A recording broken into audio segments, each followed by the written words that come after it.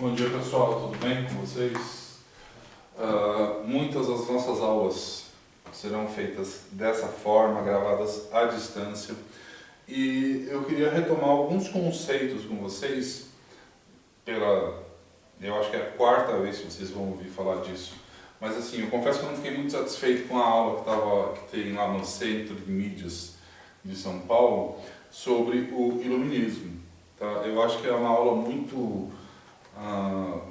é uma aula pouco crítica, na verdade. O professor que foi lá, e não é a culpa dele, a gente aprende assim com frequência na faculdade, a enxergar o iluminismo como algo, a enxergar só o aspecto positivo do iluminismo e não tentar entender esse iluminismo como algo diferente do que a gente está habituado a ver no nosso cotidiano. Então, assim, vamos fazer isso aqui agora, vamos dar uma lida de novo no iluminismo.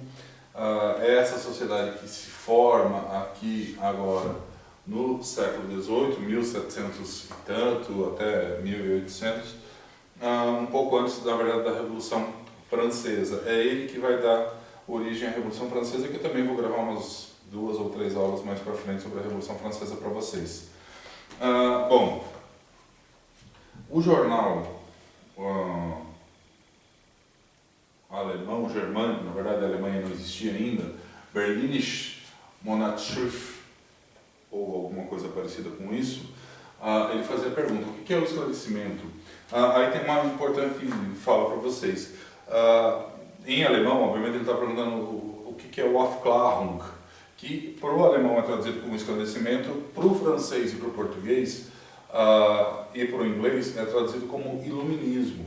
Tá? Esclarecimento ou iluminismo, eles são sinônimos, e aí várias respostas foram enviadas para o jornal, e um ano depois, acho que mais de um ano depois, um filósofo alemão muito famoso, o Immanuel Kant, esse moço bonitão aqui, ele respondeu um texto que eu vou deixar disponível na sala de aula para vocês, se alguém quiser ler, tem 7 páginas, é um tanto complicado de ler, e nós vamos ver um trecho inicial desse texto aí.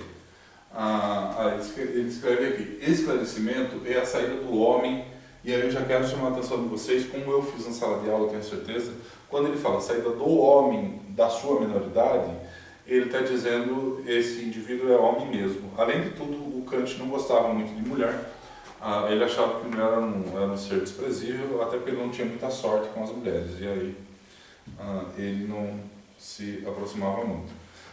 Então é a saída do homem. Na época, mulher é inferior ao homem, portanto é homem mesmo, sexo masculino, são os meninos, não são as meninas, de sua minoridade, da qual ele é próprio culpado. E eu já nesse ponto aqui me incomoda muito, quando ele diz que o homem é o próprio culpado da sua minoridade. Eu não concordo com isso e acho muito cruel você jogar a culpa da responsabilidade do indivíduo só para ele. Tá? Me incomoda muito quando eu leio esses filósofos europeus, que eles partem do princípio que todos têm a mesma vida que eles. Vocês podem ver que o Kant ele não passa dificuldade, ele é um homem bem vivido, bem fornido, bem alimentado, ele dorme bem, ele come bem, ele se veste bem, a vida dele é boa, ele só não tem sorte com as mulheres. Mas assim, ele não é um indivíduo que tenha sofrido alguma coisa na vida para ele escrever que se eu sou ignorante, se eu não tenho acesso a bons livros, a cultura, a culpa é minha. A culpa não pode ser do indivíduo. O indivíduo não tem culpa. A pessoa nasce, uma pessoa que nasça em uma família que ele só tome porrada, que ele só leve violência, que só tome violência contra ele o tempo todo, esse indivíduo, ele vai tratar os outros como? Com amor? Provavelmente não. A não ser que seja uma pessoa muito iluminada. Eu, provavelmente, se só recebesse porrada e violência da vida, eu devolveria para a vida porrada e violência. Eu fui criado e tratado dessa forma, é assim que eu vou reagir. E aí ele diz que a minoridade, ou seja, o não conhecimento, a ignorância, é a incapacidade de fazer uso de seu entendimento sem a direção de um outro indivíduo. Ou seja, eu entrego a minha vida nas mãos de uma outra pessoa para que essa pessoa me guie e diga o que é certo e o que é errado. E eu prefiro não me preocupar. Pareço o Neymar, pareço o Ronaldinho, e eu acho que esses indivíduos até merecem ser criticados porque eles têm condições de pensar e enxergarem melhor o mundo ao redor deles e preferem ficar com os parças, né? Então, nesse caso, eu acho que indivíduos muito ricos, indivíduos que têm condições, a culpa deles permanecerem tão ignorantes, como é o caso desses dois jogadores de futebol que eu citei, a culpa é deles mesmo. Apesar de que é um tanto complicado. Não, a culpa é deles mesmos porque eles já nasceram em famílias que tinham condições de oferecer para eles uma chance de conhecer o mundo melhor ao redor deles e ser críticos.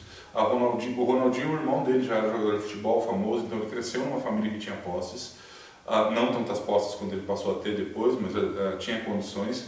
E o Neymar, desde muito pequeno, já recebia um salário razoável, ele podia ter sido melhor educado. Foi uma opção.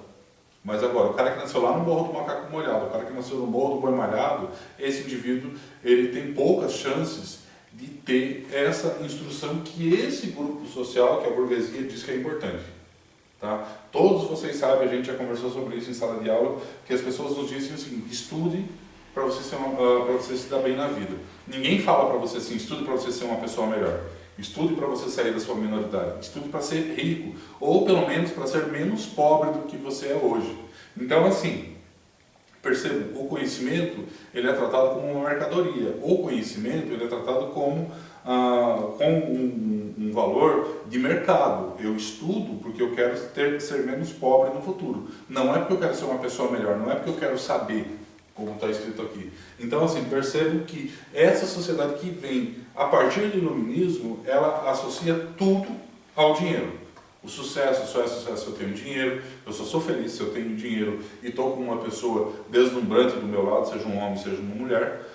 Eu só tenho sucesso se eu sou feliz. E a felicidade, ela, por mais que as pessoas digam que dinheiro não traz felicidade, ninguém vai se sentir triste se tiver dinheiro. Tanto que as pessoas falam: tudo bem, eu prefiro ser feliz ser triste dirigindo uma Ferrari que ser feliz andando de ônibus, o que obviamente é um absurdo, mas as pessoas pensam assim. Porque a nossa cultura associa tudo a dinheiro, inclusive boa aparência.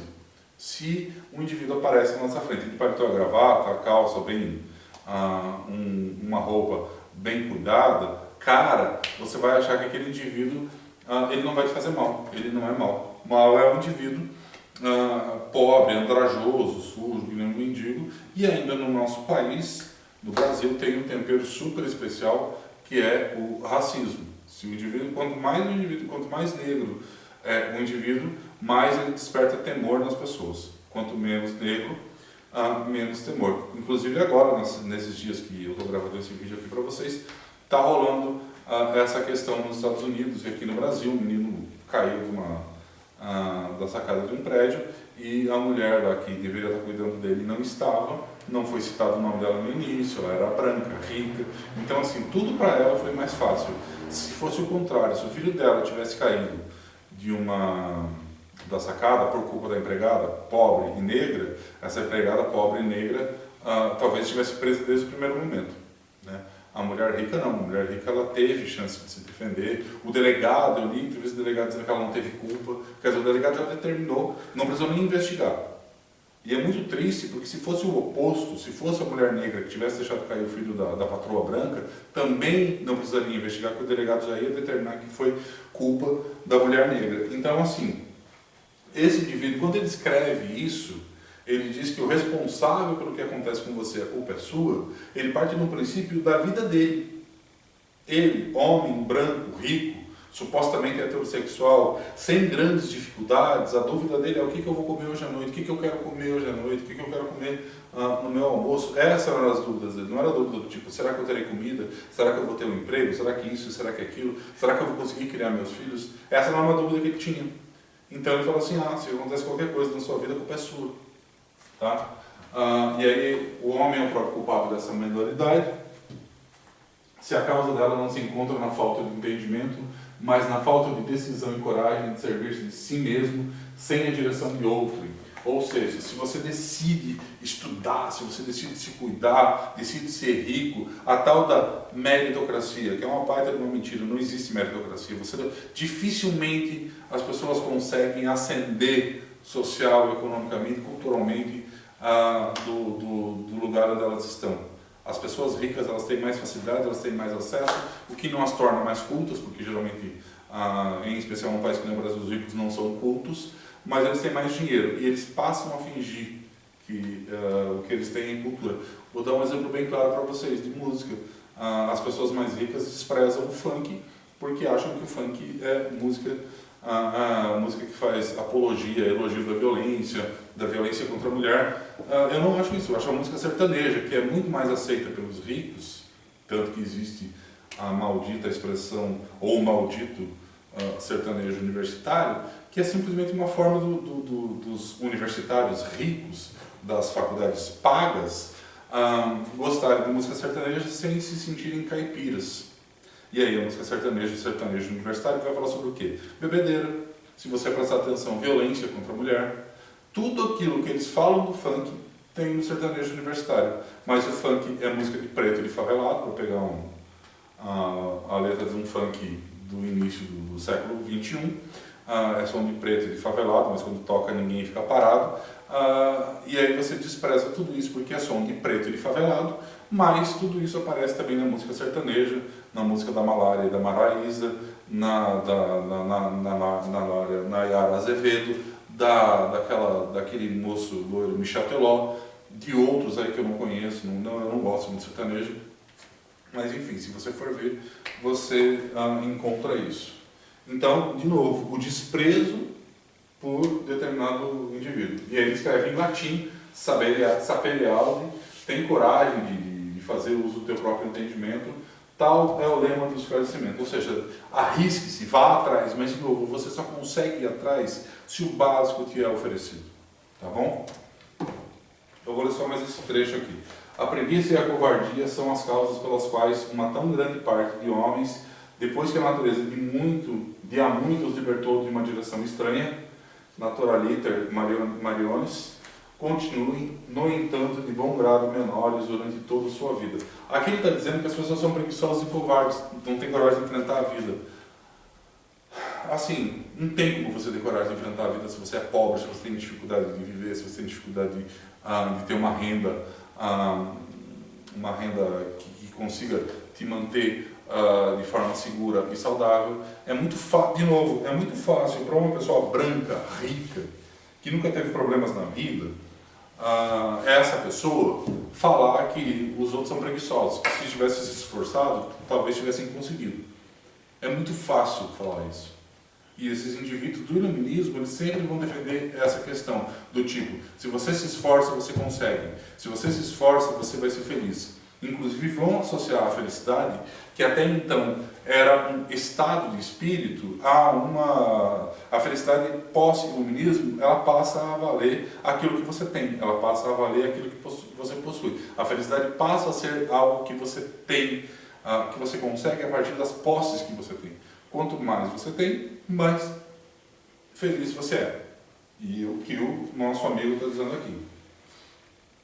São também as causas que explicam preguiça e covardia, porque é tão fácil que outros se constituem tutores deles, em cuidadores deles. É muito fácil, de novo, criticar o indivíduo, porque ele entrega a mão na vida de outra pessoa que sabe mais do que ele, que é o que acontece o tempo todo na nossa vida. Nós sempre estamos entregando a nossa vida na mão de outras pessoas que supostamente sabem mais do que nós.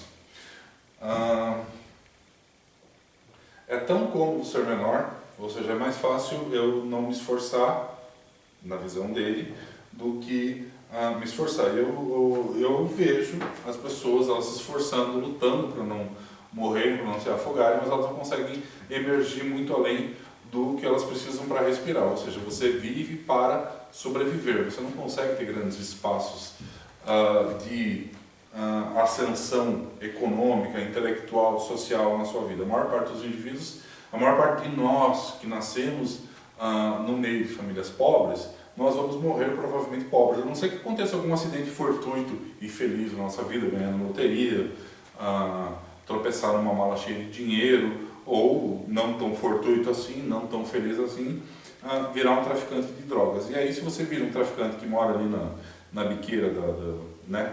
Não vamos falar, você consegue algum dinheiro. Agora, se você é o cara que a pessoa que paga o transporte da droga lá dos países produtores até chegar aqui no Brasil e vai viver em bairros ricos, você vai ter mais chances de não acontecer nada com você do que o cara da biqueira ali que provavelmente vai ser preso, vai ser substituído por outro. Agora, o grande traficante, a pessoa que ganha muito dinheiro com isso, essa pessoa não vai nem ter grandes problemas com a polícia, porque ela nunca vai ser presa. Percebe que sempre quando a polícia prende é o cara que está vendendo droga ali na biqueira, é o dono da biqueira, mas nunca é o cara que traz toneladas de cocaína lá da Bolívia, do Peru, do Chile, seja lá onde vem. Se tem um livro que faz as vezes de meu entendimento, um diretor espiritual que por mim tem consciência, um médico que por mim decide a respeito da minha dieta, então não preciso esforçar-me. Epa, aqui está voltando não preciso esforçar-me eu mesmo. Aqui está faltando um hífen. De novo, a ideia de que, inclusive agora eu estou falando do médico, né? Eu tenho que ser meu médico, não posso confiar em um médico, mesmo que seja um médico nutricionista. Não tenho necessidade de pensar quando posso simplesmente pagar. Na verdade, eu acho que isso se aplica mais aos ricos do que aos pobres. Tá? Os ricos eles pagam para os indivíduos fazerem coisas para eles, os pobres não. Outros se encarregarão em meu lugar dos negócios desagradáveis. Então, assim, eu acho, em geral, se vocês procurarem vídeos no YouTube, vocês vão ver que esse texto do Immanuel Kant, o que é iluminismo, ou o que é esclarecimento, ele é sempre muito elogiado, as pessoas falam muito bem dele. Eu não sei se eu que não entendi o texto direito, ou se são essas pessoas aí, eu sou uma minoria, mas assim, eu fico muito com a minha versão. Eu acho que esse indivíduo, quando ele escreve isso, ele está pensando a partir do lugar em que ele vive. E ele vive numa sociedade muito rica, ele é um homem rico, classe média alta, ele não tem grandes problemas existenciais, e aí ele acha que todo mundo tem a mesma vida dele. Ele parte desse princípio, que as pessoas não se esforçam, o que é um erro, que é um baita de um preconceito. Tá bom? Espero que vocês tenham entendido essa aula. Agora vocês vão fazer o seguinte, tem uma atividade para vocês, que vocês vão escrever o que vocês entendem desse texto. Eu vou deixar esses dois, eu vou deixar 3 slides aqui, um inclusive eu não expliquei, aqui ele fala das mulheres, então as meninas por favor prestem atenção.